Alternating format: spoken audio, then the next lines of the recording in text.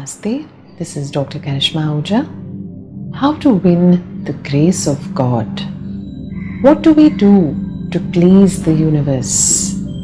How do we establish a strong connection with divine and the universe? How do we get into a flow with life? How do we feel a sense of alignment with our own higher self?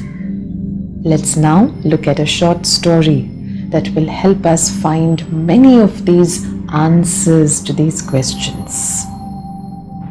One day, in the sacred shrine of Lord Vishwanath at Kashi, all the devotees and temple priests were immersed in singing hymns and reciting mantras.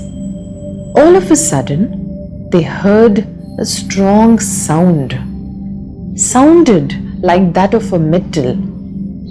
When they turned their heads in that direction, they saw a shining gold plate on the floor of the shrine. It must have fallen from the sky through an open space, they thought.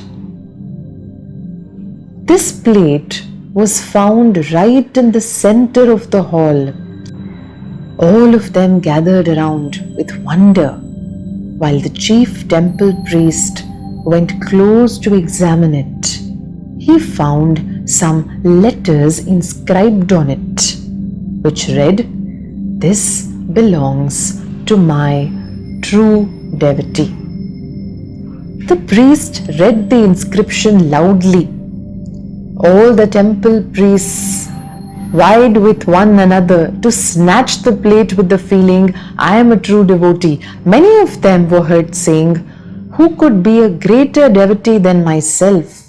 I spend my time, my talent, my skills, my strength only to worship Lord Vishwanath."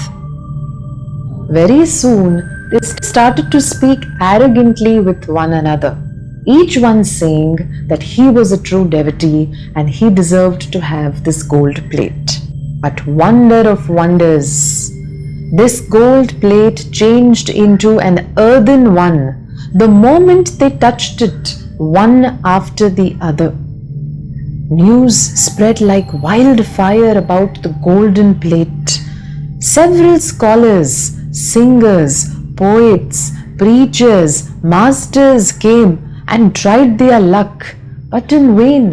The moment they would pick up this gold plate, it would turn into an earthen plate.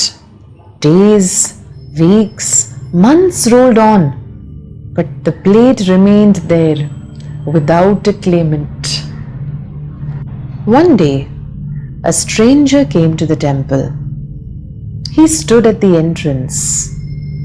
Tears gathered in his eyes when he saw the beggars, blind men, dumb men, lame men, pleading for alms. He felt ashamed of his inability to relieve them of their hunger and their agony. He wanted to pray to God, and so he stepped into the temple inside. His heart was filled with compassion, with sincere prayers that somehow these people begging for alms should be taken care of. He was literally telling himself, whatever capacity he has, he will try to do something for these men. While he was praying, he earnestly hoped that there would be more and more people who would notice these beggars and who would want to help them, who would want to improve their lives. As he was praying in this manner, he noticed that some people were gathering around and discussing something. He tried to squeeze himself into the crowd to find out why they were standing there. He saw a golden plate in the center of that enclosure. He inquired about it and was told about the episode of the golden plate. He was rather surprised and even sad at the attitude of the people and the priests in this temple. Instead of praying to the Lord of the universe and trying to possess him, they were in fact eager to possess the golden plate. Observing his attitude of calmness and peace, the high priest of the temple requested him to try his hand at taking the golden plate. Hearing these words of the priest, the stranger replied, "O revered one, I do not care for either gold or silver. What I long for is God's grace. To be of use to others, to lead this life the way it is supposed to be led, in helping others." On hearing this, the priest's esteem for that man increased.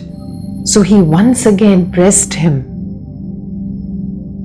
"At least to satisfy us, O man, please try your hand at lifting this golden plate." On such insistence, the stranger agreed.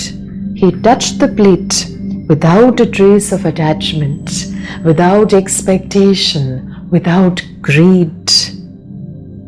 And lo, behold, it shone forth with redoubled effulgence. All the priests gathered around and asked him, "Sir, where do you come from? What are your qualifications? What are the branches of learning you have mastered? How many years did you do tapas, dhyana, penance?" The stranger, on hearing this, replied calmly, "I don't belong to any place. I just manage to earn my bread by hard work. The only sadhana I do is I try to see God in everyone." This has perhaps rendered my heart pure and filled it with love and compassion. I simply think of God whenever I do any work. I offer all my tasks to God. This has perhaps enabled me to control my mind and my senses. I have not read any book or even mastered any science. The only art I know, the only penance I know is thinking of God and seeing Him in others and doing whatever I can in my capacity to be of help to that person. The only act I do is to be kind to the poor, to use whatever talent, skill, ability I have to reach out to others and to bring a smile on their faces. So, dear ones, the only qualification we need to become dear to God, to connect with the universe, to earn the divine grace, is to acquire a kind, a compassionate heart, a heart that melts at the suffering of others, a heart that always yearns to reach out to others who are in need. And when we live our lives with such compassion and love in our hearts, we will be able to also control our mind. We will do our tasks with a sense of non-attachment, with no desperation, with no sense of unease. And then what will happen? Whatever we approach, whatever we do, whatever we undertake, we will do it with a sense of peace and calmness. And just like this stranger in the story, who was the right recipient of the gold plate that the divine had chosen for his dear devotee, we too will become dear to God. And not just we would be thinking of the divine would be thinking of us, the universe would be thinking of us all the time. All that the universe wants is purity in our minds and our hearts. A mind that always wishes others well, and a heart that always sends love to others. Let us lead our lives with that attitude that we should be of help to others. We should reach out to others. That is what gives our life fulfillment. If we lead our lives with this attitude, then everything around us will be wonderful. Everything around us will also be a demonstration of our own purity in our own minds and hearts. We will experience a true sense of fulfillment, and we will come into a flow with our own lives. This is what we refer to as a deep alignment with the universe. I hope you enjoyed this video message. Like and share this video with others so that everyone can benefit from its message. Subscribe to this channel and don't forget to click the bell icon to be the first to get all the latest updates on our videos, tips, tools and techniques. This is Dr. Karishma Ahuja wishing you all the very best. Namaste. God bless.